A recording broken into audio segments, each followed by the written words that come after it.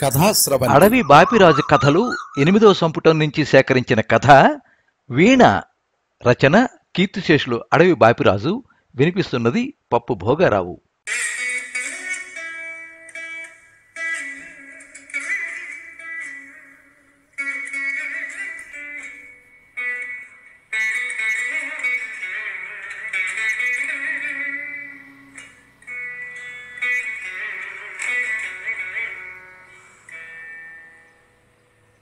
బహుముఖ ప్రజ్ఞాశాలి అడవి బాపిరాజు.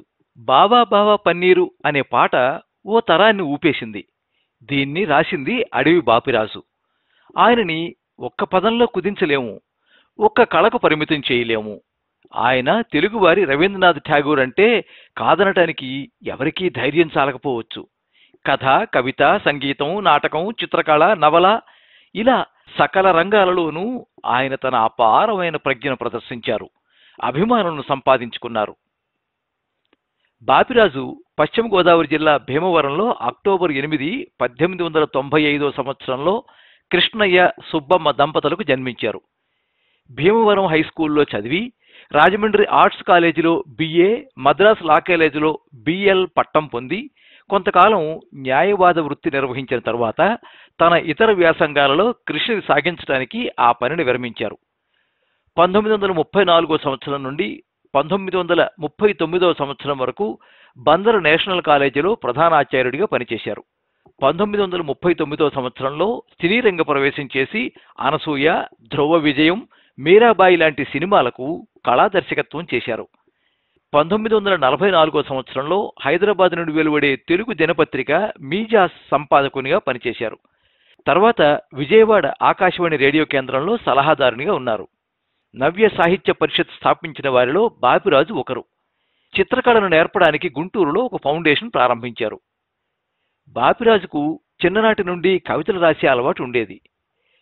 బాపిరాజు నవల నారాయణరావుకు ఆంధ్ర విశ్వకళా పరిషత్ అవార్డు లభించింది. ఆయన చిత్రించిన చిత్రాలలో సముద్రగుప్తుడు, తిక్కన ప్రసిద్ధమయ్యాయి. విశ్వనాథ సత్యనారాయణ గేయ సంపుటి కిన్నెరసాని పాటలు బాపిరాజు చిత్రాలతో వెలువడింది. 1922లో సహాయ నిరాకరణ ఉద్యమంలో ఒక సంవత్సరం జైలు శిక్ష అనుభవించారు. తన జైలు జీవితాలను తొలకరి నవలలో పొందుపరిచారు. నవరంగ సంప్రదాయ రీతిలో అడవి బాపిరాజు ఎన్నో చిత్రాలను చిత్రించారు. బాపిరాజు చిత్రించిన శబ్దబ్రహ్మ అనే చిత్రం డెన్మార్క్ ప్రదర్శనశాలలో ఉంది. భాగవత పురుషుడు, ఆనంద తాండవం మొదలగు చిత్రాలు తిరువాన్కూర్ మ్యూజియంలో ఉన్నాయి. 1951లో అప్పటి మద్రాసు ప్రభుత్వం కోరికపై సింహళంలోని సిగిరియా కుడ్య చిత్రాల ప్రకృతి కృతులను చిత్రించారు. ఒకవైపు జాతీయోద్యమంలో పాల్గొనమని ప్రేరేపించే ఉడుకునెత్తురు, మరోవైపు ప్రమోద్ కుమార చటోపాధ్యాయ వంటి గురువు సమక్షంలో కుంచె పట్టమని ఉసిగొలిపే కళాకాంక్ష. BL చదివినా చట్టాలు, సెక్షన్ల కంటే కథలు, వెతలే ఆయనని ఆకర్షించాయి. నారాయణరావు నవలతో ఆయన దాదాపుగా విశ్వనాథ 1000 పడగలు సరసన నిలుచున్నారు. తుఫాను, కోణంగి వంటి సాంఘిక నవలలు సరేసరి, హిమబిందు వంటి చారిత్రక నవలల వైపు కూడా దృష్టి సారించారు. ఆ దారిలో ఆయన చేసిన ఉత్కృష్ట రచన గోన గన్నారెడ్డి. కాకతీయ పరిపాలనను నేపథ్యంగా తీసుకుని విశేష పరిశోధనతో మరుగున పడ్డ గాథను ముందుకు తెచ్చి తెలుగువారికి ఆయన ఇచ్చిన అద్భుతమైన వీరుడు గోన గన్నారెడ్డి. ఆయనకు చిరకీర్తి సంపాదించి పెట్టిన రచన అంజలి, తరంగిణి, రాగమాలిక వంటి కథా సంపుటాలు, తొలకరి, గోధూళి, శశికళ వంటి కవితా సంపుటాలు, జలవర్ణ చిత్రాలు, తైలవర్ణ చిత్రాలు, కిన్నెరసానికి వేసిన బొమ్మలు మొదలగునవి వారి ఇతర కృతులు. క్షణం విశ్రాంతి ఎరగక ఆయన సృజనలోకంలో మునిగి తేలారు. సన్నిహితులు, సమకాలీన సాహితీవేత్తలు ఈయన్ని ముద్దుగా బాపిబావా అని పిలిచేవారు. అడవి బాపిరాజు సెప్టెంబర్ 22వ తేదీ 1952 సంవత్సరంలో మద్రాసులో కన్నుమూశారు.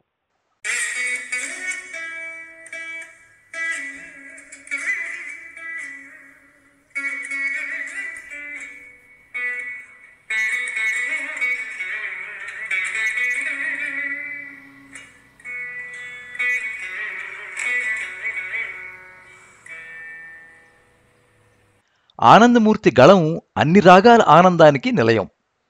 ఏమి పాట పాడతాడండి, అది సరస్వతీ కంఠం గదా అండి. కాకలి మృదులం, అహో అని సంగీత ప్రియులు తన్మయులైపోతూ ఉంటారు. ఇంతవరకు ఏ గురువు వద్ద శుశ్రూష చేయలేదు. తండ్రిగారి సంగీతం వినిన్ని, గానసభలలో జనించిన మహాప్రవాహాలలో లయమైపోయిన్ని నేర్చుకున్న పాటే ఇంత పులకరింపులైతే, ఏ సర్వేశ్వరుల పాదతీరాన్నో ఆనందమూర్తి పూజలు సరిపినట్లయితే అఖిల భారతదేశానికి నాయకమణి అయిపోవలసిందే కదా అని విద్వాంసుడు భరతశాస్త్రి సంతోష బాష్పాలను ఎడమ బొటనబ్రేలుతో తుడుచుకొన్నాడు. శుభముహూర్తం చూసి ఆనందమూర్తివైన నిన్ను శ్రీ సర్వేశ్వరుల మ్రోల మీ తండ్రి శిష్యునిగా అప్పగించి వచ్చినాడు. నీవు 16 సంవత్సరాల బాలకుడవు. సరస్వతి అవతరించిన శ్రీ సర్వేశ్వరుల పీఠము మ్రోల దేహానికి పులకలు, మనస్సుకు మరుపు, ఆత్మకు పరమానందము వరములిచ్చే ఉత్కృష్ట కళ గాన విద్యను అభ్యసించే దీక్ష పూనినావు. ప్రౌఢరాగాలు ప్రవహించే పరమ సౌందర్య ప్రదేశాలలో తాండవించినావు. దివ్య గాయకుల కృతి గంభీరతలలో తేలినావు. గానకళా సూత్రం, శృతి రహస్యం గురువుల వారు ఆనందమూర్తికి ఉపదేశించే జ్ఞానముద్రను ధరించినారు. స్వరూపపతి వీణా నిర్మాత. తరతరాల నుంచి అతని కుటుంబం వారు వీణలు రూపొందిస్తూనే ఉన్నారు. స్వరూపపతి తండ్రి అకళంకపతి సర్వేశ్వరుల వీణ నిర్మించినాడు. గాయకుడు దినదినమూ సంగీతలోలుడై ఉండాలినంట. అతని కంఠగత స్వనప్రవాహ శృతులతో మేళవించే ధ్వనిరాశి మధురమూర్తిని ఆ వీణాకారులు నిర్మించేవారంట. మానవాతీతమైన ఒక శక్తి ఆ వీణా జనకుని చేతిలో ప్రవహించునంట. సంగీతము మూర్తీభవించిన వీణాస్వరూపము ఆ మహాకల్పనలో నుంచి ప్రత్యక్షమవునంట. ఆనందమూర్తి స్వరూపపతి గ్రామానికి విచ్చేసినాడు. ఓ ఆనందమూర్తి, నీ సంగీతమును స్వరూపపతి నిమీలిత దృష్టి తన్మయతతో విన్నాడు.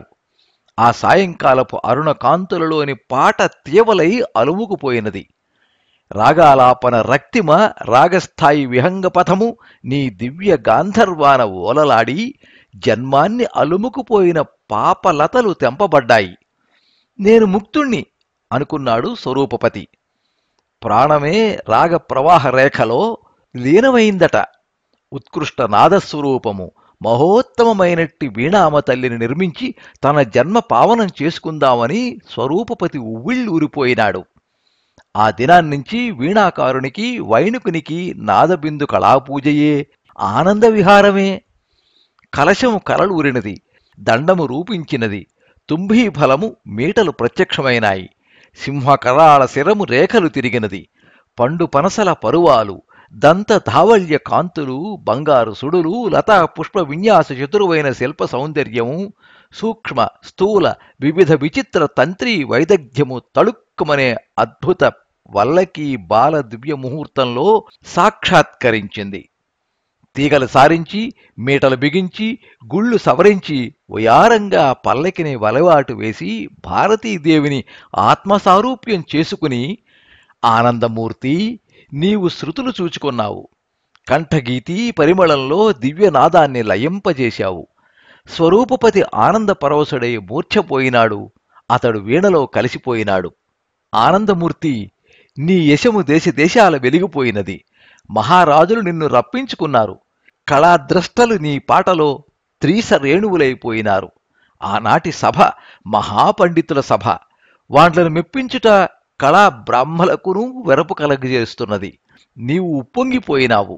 ఈనాటికి నీ జన్మ సఫలమైనదో లేదో నీకు వ్యక్తమైపోవుననుకున్నావు. వీణామ తల్లిని హృదయమార పూజించినావు. మహాసభకు నమస్కరించినావు. విద్యుల్లతికలగు నీ వేళ్లు వీణ తీగలపై ప్రసరించినవి. ఆనాటి శృతి ఓంకారము. మొదట కళాచమత్కృతులు చూపించినావు. కళారసజ్ఞత అల్పమై కళాజ్ఞానరూపమైన గాన విద్వత్త పండితులంతా హర్షించేటట్లు విజృంభింపజేసినావు. స్వరకల్పన, తాళగతి విచిత్రత, కష్టతమమైన వారిని సునాయాసంగా వెదజల్లినావు. ఇంతలో ఆనందమూర్తి, నీవు మైమరచి ఆనందలహరి వేగమవై విజృంభించినావు. అది మధురాతి మధురమగు రాగ వికాసము. అది లయామృత వాహిని. 4 తీగలు శృతిగళములోని కాకలి ప్రేంఖ్యత స్వనవల్లత. ఎన్ని కాలములు పైకి ఉబికినావో, శృతాశ్రుతములైన కాలాలని నింటి సూక్ష్మమైపోయినావో. ఆ సభ పూర్తి అయినది. ఆనంద రక్తిముల విరిసియున్నటువంటి మోముతో ఆనందమూర్తి కన్నుల నీళ్లను తుడిచేవారిని, కళ్ళు మూసి ఊగిపోతూ ఉన్నవారిని, చైతన్యం తప్పి ఏ అదృశ్యలోకాలకో ప్రవహించిపోయిన ప్రాణరహిత దేహులను పరికించినాడు. వాళ్ల మధ్య అందాల ప్రోవై, బంగారు తీగయై, చమరించు అమృతాధరోష్ఠయై, గీతా విష్ఠయైన త్రిభంగాకృతి అయిన గానలయాకృతార్థ నిమీలితయై, నేపాల దేశ శ్వేత తారాదేవి విగ్రహయై 16 బాలికె తెల్లని కేతకీ పన్నగిలా కనపడినది. ఆ అమ్మాయి వైపే విస్తుపోతూ చూస్తూ ఆనందమూర్తి సర్వమూ మరిచిపోయినాడు. అతని హృదయము తాళగతులు తప్పినది. అతని కోర్కెలు రాగమిశ్రమాలైనవి. అతని బ్రతుకు శృతి కోసమై వెర్రి దానిలా తీగలు, గుళ్ళు, మీటలు సవరిస్తూనే ఉన్నది. ఆలోచనలతో నిండి, ఆలోచనలు లేని కలలతో ఆనందమూర్తి, విడిది వరకు ఎలాగో నడిచినావు. దిండ్లు పరచిన కృష్ణాజనముపై చతికిలంబడి నిట్టూర్పు పుచ్చినావు. సేవకుడు వల్లకిని దాల్చిన పేటికి తీసుకుని వచ్చుట ఎరుగవు. దీపాల వెలుగులు తెల్లని గోడలపై నీ నీడను ఆడింపచేసినవి దృష్టిలేని చూపులతో చూచితివి. అంతా నిశ్శబ్దము. గృహయజమాని స్నానానికి లెమ్మని ప్రార్థించుట ఎరుగవు. ఆ బాలికే ఎక్కడేని ప్రత్యక్షమవుతున్నది. నీవు ప్రేమ తపస్వి అయితివా? ఏ మహారాగము సృష్టించుకుంటున్నావో అని గృహయజమాని చప్పుడు లేని పదాలతో వెనుకకు వెళ్ళిపోయినాడు. ఆనందమూర్తి కడకు ఒక ముదుసలి ఆ బాలికను తీసుకుని వచ్చినట్లయినది. ఆనందమూర్తి, కంపించిపోయినావు. బాలిక అర్పించు నమస్కారమును అందుకొనవు. ఋషి వంటి ఆ వృద్ధునకు నమస్కారమిడవు. నీవు నిలుచుండినావు. మీరు ముగ్గురును అట్లనే నిలుచుండిపోయినారు. ఆ బాలిక మోము వివర్ణమగుచున్నది. సిగ్గుచే రక్తిమము తాల్చుచున్నది. గృహయజమాని వచ్చి, స్వామీ, ఈలాగు వచ్చినారు? తమ కుమార్తెతో ఈ ఊరు ఎప్పుడు వచ్చినారు అని ప్రశ్నిస్తే, ఓ ఆనందమూర్తి, అది కల కాదనుకున్నావు. ఆ బాలిక నీ వైపు చూస్తూనూ ఉన్నది. అవ్యక్త మధురమగు హాస్యంతో కన్నులు నేలవైపు వాలుస్తూనూ ఉన్నది. గృహయజమాని మిమ్మల్నందరినీ ఆసనాలపై అధివశింపచేసినాడు. ఆ వృద్ధుడు నీ మొగమై, బాబూ, ఇది నా మనుమరాలు. మా కుటుంబము సంగీత కుటుంబము. ఈ బాలికకు గాన విద్య పూర్తిగా నేర్పినాము. ఆమె సర్వకాలము స్వయం కృషి చేస్తూనే ఉంటుంది. ఈ బాలికకు తగిన వరుడు నేటి వరకున్నూ మాకు గోచరింపలేదు. నాయనా, నీవు దివ్య పురుషునిలా ప్రత్యక్షమైనావు. నీ కీర్తిలో జోగి నీకీ బాలికను సమర్పించి ధన్యుణ్ణవుదామని నా గ్రామాన్నుండి ఈనాటి సభకు వచ్చినాను. ఈ బాలిక పిడేలు వాద్యమునందు రాలు కరిగించు విమల గాంధర్వం వినిపించగల కళామూర్తి సుమా అని మనవి చేసుకున్నాడు. ఆనందమూర్తి, నీ మోము ప్రఫుల్లమైపోయింది. విద్యుల్లతలు నిన్నలమినట్లయింది. ఈ విచిత్రము నమ్మవచ్చునా? ఇది ఐంద్రజాలికమా?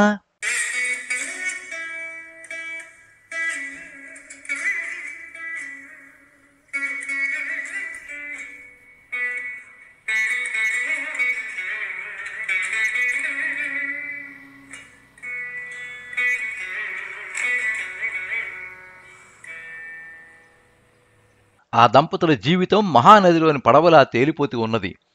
ఆనందమూర్తి వీణ, ప్రేమబాల వాయులీన పిడేలు 2 జంత్రాల సంగమములో అంతర్వాహిని అయి వారిరువురు ప్రేమయున్నూ చేరిపోయినది. ఒకళ్ళని మించిన అందం ఒకళ్ళది, ఒకళ్ళ ప్రేమను మించిన ప్రేమ ఒకళ్ళది. వారి బ్రతుకు 1000 తావుల పూలతోట అయ్యింది. వారందులోని కోయిలలు. నాటికి నాటికి ప్రేమబాలకు భర్తపై అనురాగం ఎక్కువైపోయింది. అతని స్వరూపం ఏ దివ్యమూర్తికున్నది? ఒక్క నిమేషమైనా నాథుని చూడలేక మనలేదు. ఎన్ని ముహూర్తములైనా అతని మోము తిలకిస్తూ ఆనందామృతములో పొక్కిపోతూ ఉండేది. ఏదేని వంకతో అతనిని స్పృశించేది. అతని ముంగూరులు దిద్ది పరవశ అయిపోవునది. అతనిని చిరుగాలి వెలి చుట్టివేయునది. అతని వెడదవురాన్ని తన మోమును దాచుకుని వడికిపోవునది. నానాటికి ఆనందమూర్తి, నీ పత్ని గళనర్తితమగు మధుర గాంధర్వమే నిన్ను మూలమంట కదల్చివేయునది. నీ వీణలోని మహాస్వర ప్రస్థారము నిన్ను యోగముద్రలో నిలిపివేయునది. నీ పత్ని నీ పాటలోని ఒక శృతి అయినది. ప్రేమబాలకు కాంతునిపై ప్రేమ విజృంభించినది. గానకళాభిరుచి సన్నగిల్లినది. ఆనందమూర్తికి ప్రణయిని విలాసము చిరునవ్వు మాత్రము తెచ్చినది. ఆనందమూర్తి ఆనాటి ప్రేమావిష్టుడు కాదు. అతని పాటకు, అతని తపస్సుకు ఆమె ప్రేమావేశము చిన్న అపశృతి అయ్యింది. ఆమె ప్రణయరాగ ఆలాపనంలో నాథుని గానయోగం దోషస్వరమైంది. ఆనందమూర్తి వీణామతల్లికి నమస్కారం చేసి ఆమెను ధరించి నాదప్రవాహం కల్పించుకుని విచిత్రాలైన కృతులు, తానం పోకడలు, లయ విజ్ఞానం స్వనింపజేస్తూ మైమరిచిపోతూ ఉంటే దివ్య సుందర గాత్ర అయిన నీ ప్రేమబాల హృదయం కంటక వృక్షాన్ని కొట్టుకున్నట్లయ్యేది. ఆ దినాల్లో నీ చూపులకు ప్రేమబాల అదృశ్య. ఆమె ప్రేమ పూజ నీకు వేడిగాడ్పు. ఆమె కౌగిలింతలు ఇనుప సంకెళ్ళు, పరీమళ చుంబనము నాభీ పుష్పమధురము. ప్రేమబాలను అనిమేషుడవై చూస్తూ ప్రవహించిపోయిన మధురాతి మధురములగు సంధ్యలు, చంద్రికా యామినులు, నక్షత్ర ప్రకాశాలు, సౌరభ దినాలు మాయమైపోయాయే. ఆనాటి ఆనందమూర్తివేనా? నాథా, నాలో ఏమి లోపం వచ్చింది? నా దివ్య సౌందర్యం కల మాత్రమై ఆరత కర్పూరంలా హరించిపోయిందా? నీ దృఢ పరిష్వంగ డోలికల్లో దశలంటానే ప్రభూ. ఆనందమూర్తి, నీ హృదయావేదన విచిత్రమైంది. బాలికల గానకళాభ్యాసం భర్తల కొరక? నీ జీవితానికి అణువణువున గాంధర్వం నిలుపుతావనుకున్నావు. గానమూర్తితో కలిసిపోయి ఐక్యమైపోతుంది నీ బ్రతుకు, త్రివేణి సంగమములా అనుకున్నావు. ప్రేమబాల మూడో ప్రవాహం.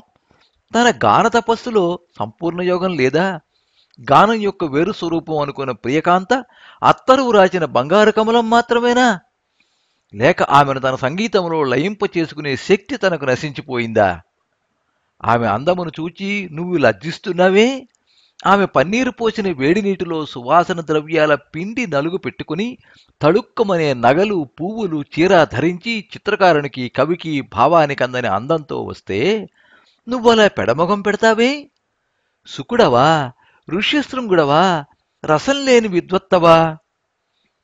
వివాహమై 2 సంవత్సరాలు కాలేదు.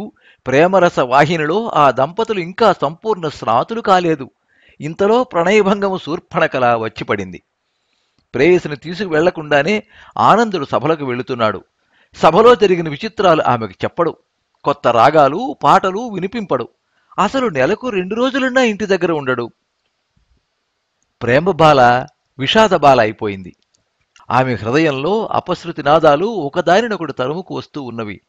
దొడ్డిలో గోపాలకుని కృష్ణమ్మ పదం, బంగారు పిచికల కలకలస్వరము, వీధిలో ముష్టివాండ్ర తందాన పాట, భర్తగారు ఉత్కృష్టమైన వీణాగానం అన్నీ ఆమె జీవితానికి పెళపెళార్పాటాలై, ఉరుముల ధ్వనులై కంపించి వేసేవి. అందాల పురోవైన ఆ ప్రేమబాల ఈనాడు వడిలి కమిలిపోయిన పువ్వులా అయిపోయింది. వంటలక్క పచన రహస్యాలలో ప్రత్యక్షం చేసే రుచులు ప్రేమబాల నోటికి విషాదాలైపోయినవి. ఓ ఆనందమూర్తి, నువ్వా వెన్నెలలో వీణను ధరించి ఆ వసంతకాల వన సౌభాగ్యాన్ని స్వరాలలోకి మార్చావు. వెన్నెలే రాగమైంది. ఆకుల కలకలలు లయలయ్యాయి. అద్భుతమైనటువంటిన్నీ, పరీమళ పూరితమైనటువంటిన్నీ ఒక కొత్త రాగమును ఆ రోజున సృజించావు. రాగాలాపన ప్రవహింపు చేశావు. హృదయ, కంఠ, శిరః ప్రదేశ జనితాలైన 3 స్థాయిలు స్వతో రంజయతి శ్రోత్రం స్వరమిత్యభిధీయతే అన్నట్లు రసస్వరూపాలైన స్వరాలనన్నీ నిలుపుకున్నావు.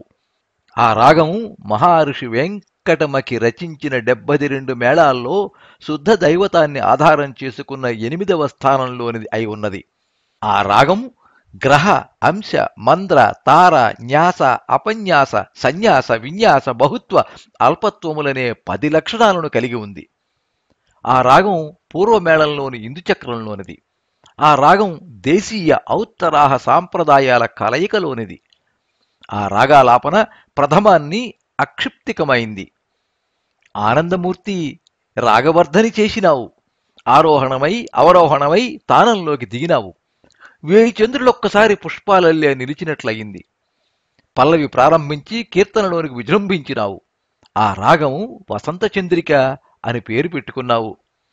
ఆహా, ఆ గానము పరమ మాయా సౌందర్యపూరితం అయిపోయింది. ఉదయాన్నే ప్రాణప్రియుడు తన్ను పలుకరించిన పలుకులో, హాస్యరసపూరితమైన ధర్మ భాషణలో 1000 అర్థాలు గ్రహించుకుని ప్రేమబాల ఉలిక్కి పడింది. ఆమెను మధుర తరంగాలు ముంచివేసినవి. ఆమె హృదయంలో వెన్నెలలు పిండి ఆరబోసినవి. ఆ సాయంత్రం పన్నీటి జలకమాడింది. కలలూరు చీనాంబరం ధరించినది. 1-2 ముద్దుగులుకు నగలతో గంభీరంగా అలంకరించుకున్నది. మల్లెపూలు జడవేస్తున్నది. నెత్తిపై కనకాంబరాలు జరీ సూత్రంతో కట్టి అర్ధచంద్రిక అలంకరించుకున్నది. ఆ రాత్రి దీపాల వెలుగుల్లో ఆమె దివ్య సౌందర్య రాశి, ప్రేమ తేజస్విని. తోటలోకి కిటికీలు తెరిచి ఉన్న వాళ్ల శయన మందిరాన్ని శ్రీ శుకులవారి హృదయం కూడా కరిగించి వేసేటట్లు ప్రేమబాల అలంకరించింది. కిటికీలోంచి వెన్నెట్లో సన్నజాజి, గులాబీ, మల్లెతీగ, సంపెంగ పొదల మధ్యన ఉన్న శిలావేదిక పైన కృష్ణాజనం పరుచుకుని తన్మయుడై వీణ పాడుకుంటూ ఉన్న భర్తను చూచింది.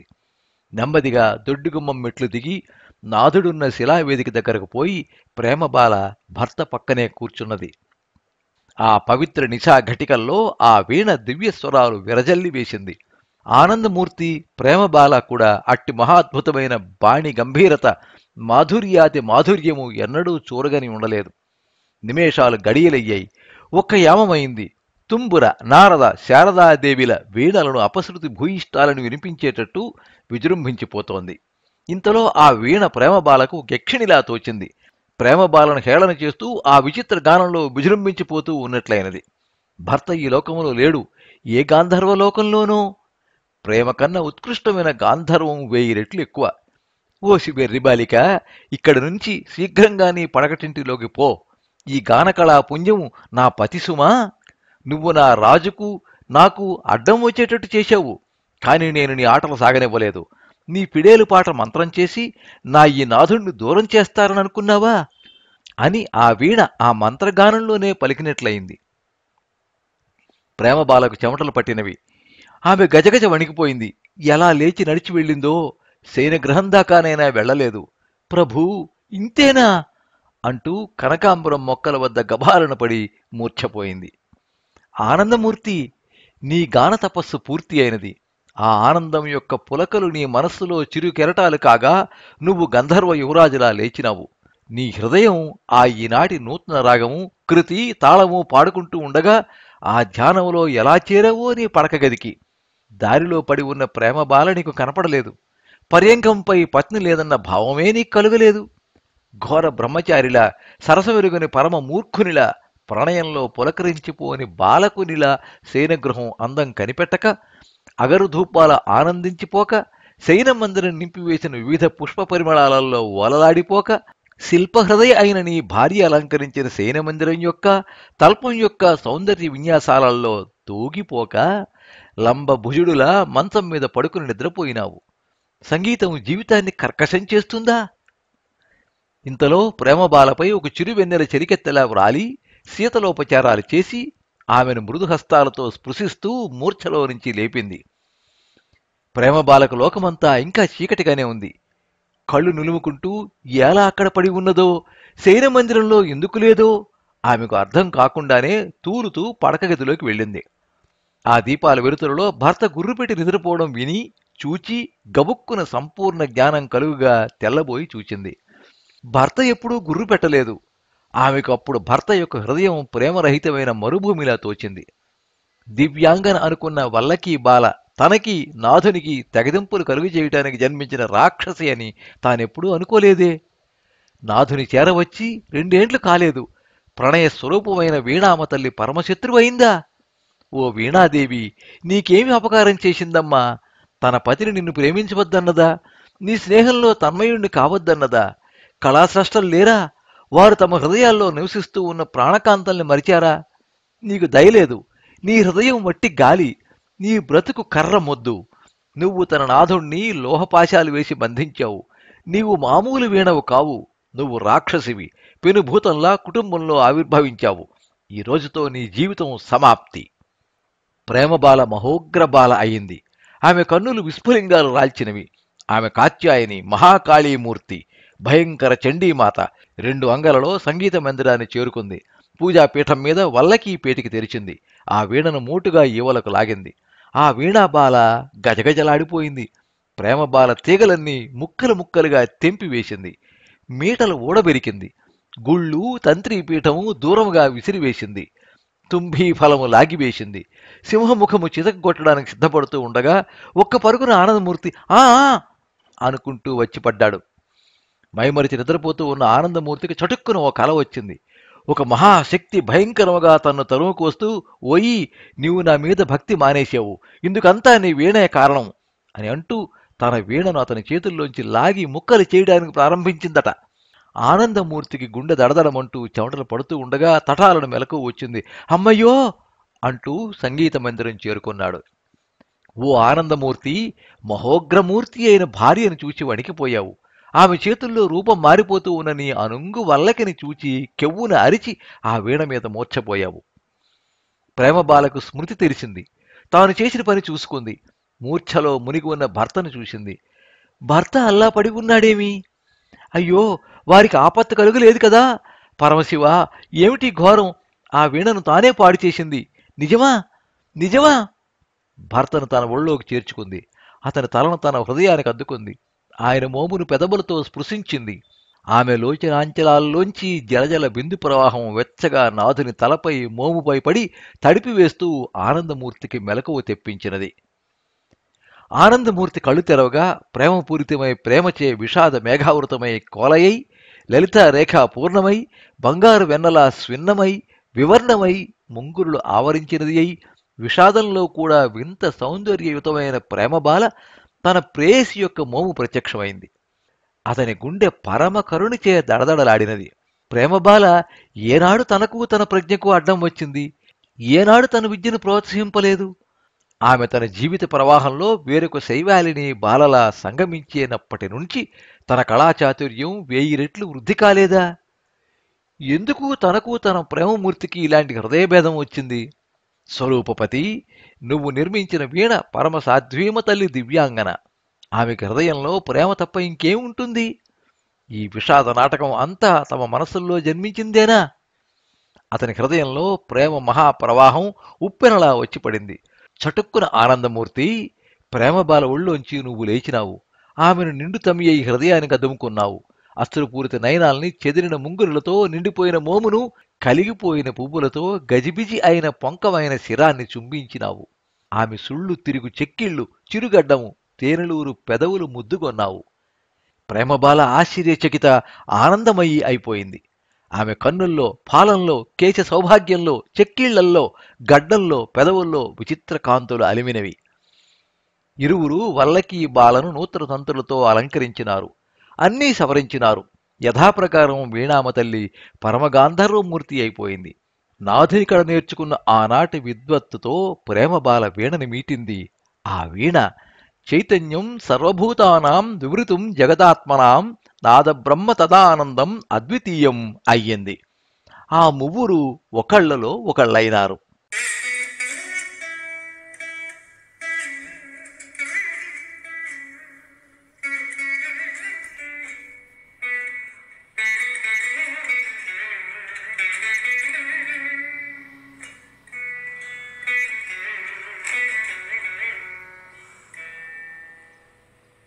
మీరింతవరకు అడవి బాపిరాజు రచనలు 8వ సంపుటం నుంచి సేకరించిన కథ వీణ విన్నారు. రచన కీర్తిశేషులు అడవి బాపిరాజు, వినిపించినది పప్పు భోగారావు. ఈ కథ కథానిలయం నుంచి సేకరించబడింది.